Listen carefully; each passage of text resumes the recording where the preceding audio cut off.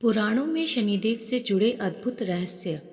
स्कंद पुराण में काशी खंड में वृतांत आता है कि छाया सुत श्री शनिदेव ने अपने पिता भगवान सूर्यदेव से प्रश्न किया कि हे पिता, मैं ऐसा पद प्राप्त करना चाहता हूँ जिसे आज तक किसी ने भी प्राप्त नहीं किया।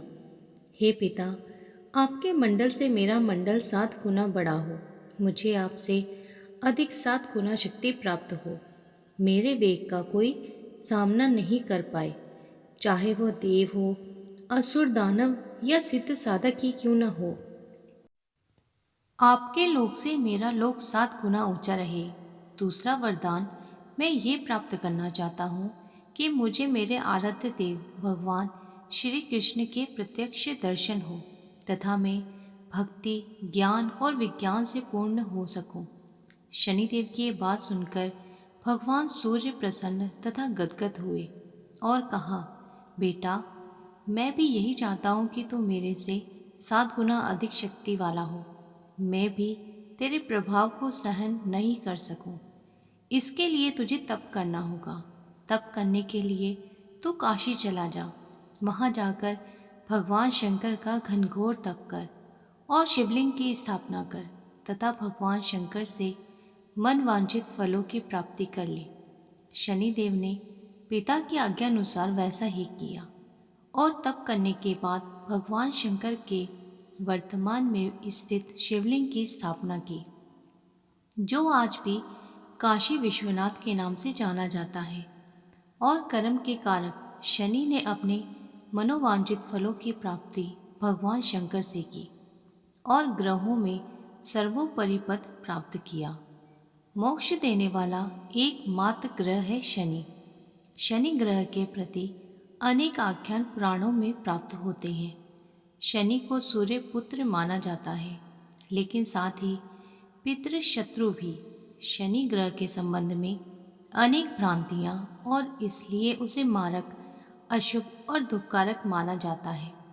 पाश्चात्य ज्योतिषी भी उसे दुख देने वाले मानते हैं, लेकिन शनि उतना अशुभ और मारक नहीं है जितना कि उसे माना जाता है।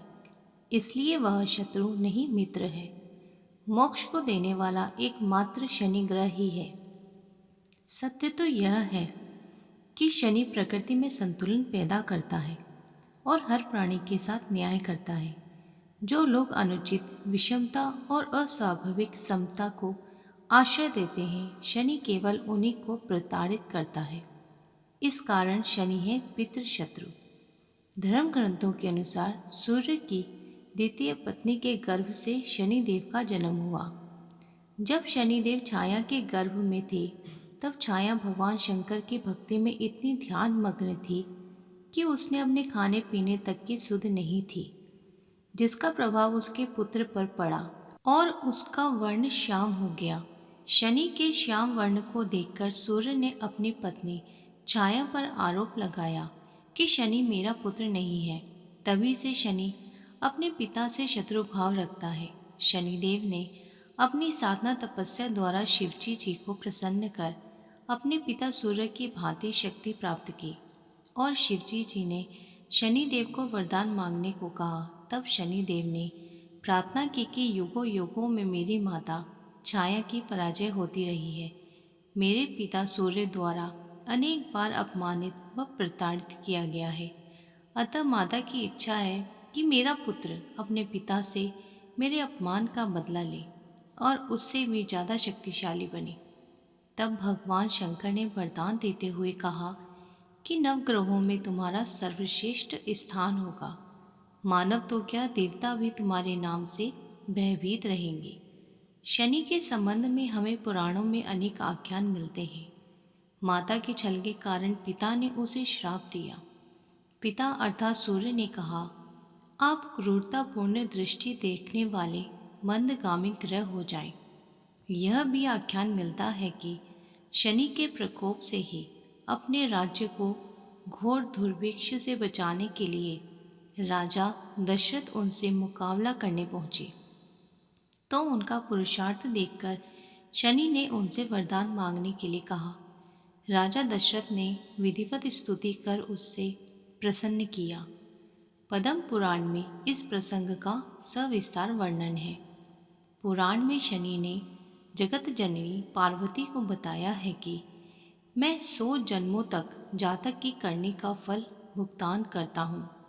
एक बार जब विष्णु प्रिया लक्ष्मी ने शनि से पूछा कि तुम क्यों जातकों को धन हानि करते हो, क्यों सभी तुम्हारे प्रभाव से प्रताड़ित रहते हैं, तो शनि महाराज ने उत्तर दिया, मातेश्वरी, उसमें मेरा कोई दोष नहीं।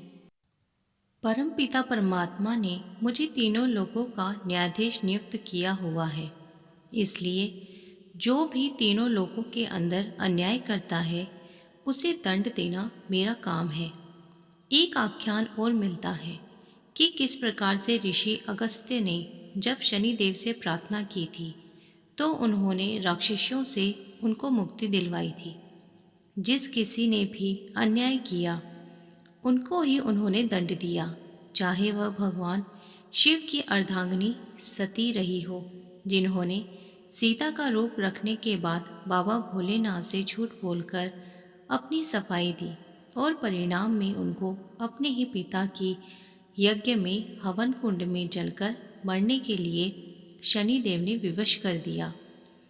अथवा राजा हरिश्चंद्र रहे हों, जिनके दान देने के अभिमान के कारण सप्तनीक बाजार में बिकना पड़ा और शमशान की रखवाली तक करनी पड़ी। या राजा नल और दमयंती को ही ले लीजिए, जिनके तुच्छ पापों की सजा के लिए उन्हें दर दर का होकर भटकना पड़ा और भुनी हुई मछलियाँ तक पानी में तैरकर भाग गई। फिर साधारण मनुष्य के द्वारा जो भी मनसा वाचा कर्मणा पाप कर दिया जाता है, वह चाहे जाने में किया जाए या अनजाने में, उसे भुगतना तो पड़ेगा ही। मत्स्य पुराण में महात्मा शनि देव का शरीर इंद्र कांति की नीलमणि जैसी है। वे गिद्ध पर सवार हैं, हाथ में धनुष बाण है, एक हाथ से वर मुद्रा भी है। शनि देव का विकराल रूप भयावना भी है। शनि पापियों के लिए हमेशा संहारक है। पश्चिम के साहित्य में भी अनेक आख्यान मिलते हैं। शनि देव के अनेक मंदिर हैं। भारत में भी शनि देव के अनेक मंदिर हैं, जैसे शिंगणापुर, वृंदावन के कोकिलावन, ग्वालियर के शनिश्चराज, दिल्ली तथा अनेक शहरों में महाराज शनि के मंदिर हैं।